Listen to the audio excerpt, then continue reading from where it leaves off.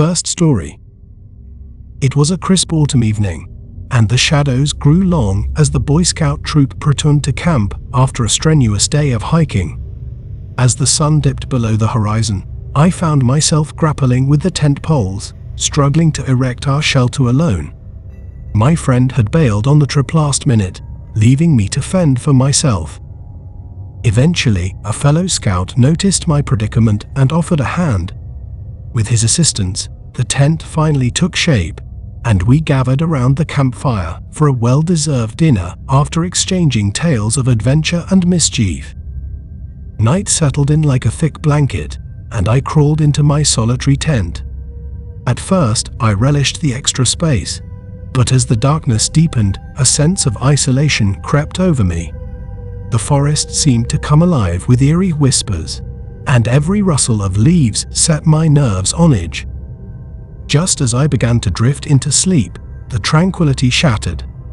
A heavy thud echoed outside my tent, followed by the unmistakable sound of footsteps encircling my shelter. Initially dismissing it as a fellow scout answering nature's call, I called out, expecting a familiar voice in response. Silence. My heart quickened its pace as the footsteps continued their relentless circuit. Irritation mingled with unease, and I unzipped the tent flap, ready to confront the prankster. What I saw froze the blood in my veins. Standing before me was not a mischievous teenager, but a towering figure, cloaked in darkness. His eyes gleamed with an unsettling intensity as he pressed a finger to his lips, commanding my silence. Panic surged within me, rendering me speechless. With a chilling smile, the intruder vanished into the shadows, leaving me trembling in his wake. Without hesitation, I bolted towards the scoutmaster's tent, my screams piercing the stillness of the night. Alerted by my frantic cries, the scoutmaster emerged, his expression grave as I recounted my encounter. Swiftly, he rallied the troop, armed with a hunting rifle, and together we investigated the scene. Though the mysterious intruder eluded capture, his presence lingered in the tracks he left behind. With a sense of urgency, the scoutmasters ordered the tents to be relocated, clustered together for safety. Dawn broke, casting its golden light upon our campsite, but the pall of fear remained.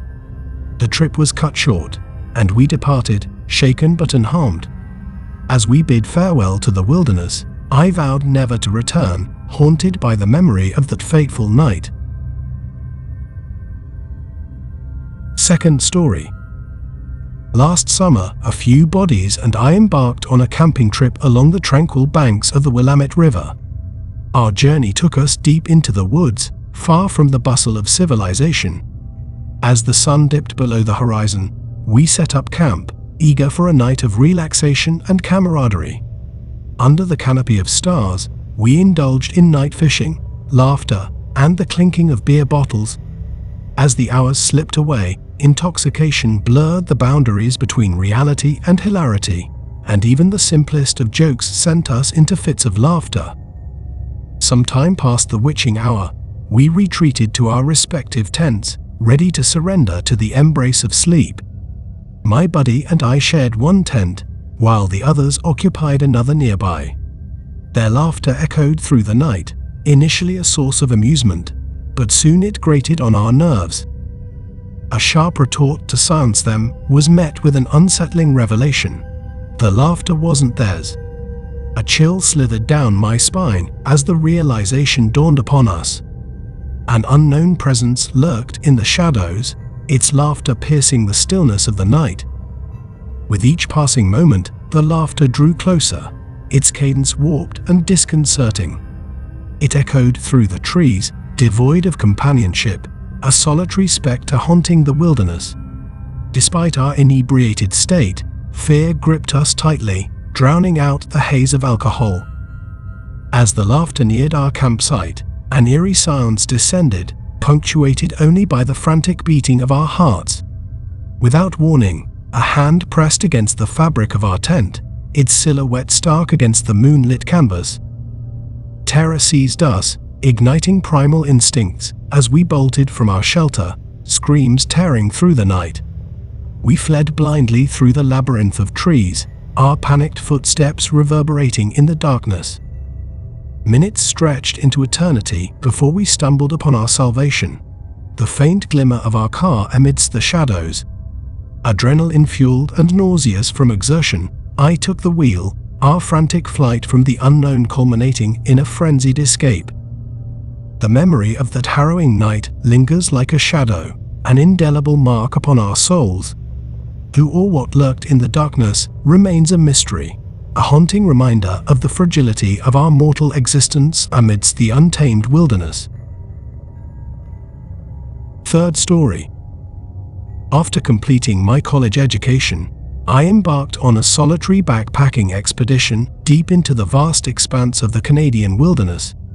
Secluded from civilization, I found myself immersed in the untamed beauty of nature, a solitary speck amidst the vastness of the wild.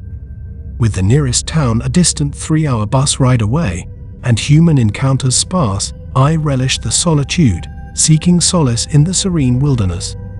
Days melded into nights as I traversed rugged terrain, my only companion the whispering breeze and the rustling of leaves. Armed with disposable cameras to capture the fleeting moments of my journey, I documented my odyssey through pristine landscapes and panoramic vistas.